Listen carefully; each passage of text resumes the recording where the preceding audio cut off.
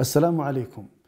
تعلمون يا الأحبة الكرام أن الله تعالى أنزل القرآن الكريم في هذا الشهر المبارك، بل إنه أنزله في ليلة واحدة. قال الله تعالى: إنا أنزلناه في ليلة مباركة.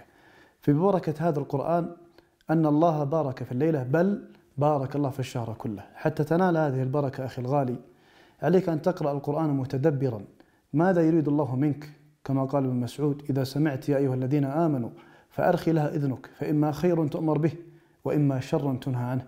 رسالة الله لك في هذا القرآن العظيم ليس فقط أن تقرأ، وإنما يريد أن تطبق هذا القرآن فيك، كما قالت عائشة: كان عليه الصلاة والسلام خلقه القرآن.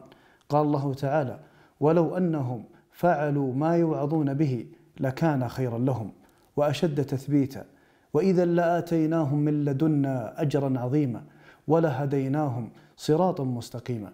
فلهذا أخي الغالي، وأن تقرأ القرآن تدبر وتأمل ماذا يريد الله منك. نسأل الله العظيم من أجل القرآن الكريم ربيع قلوبنا وجلاء همومنا وذهاب أحزاننا. والسلام عليكم ورحمة الله وبركاته.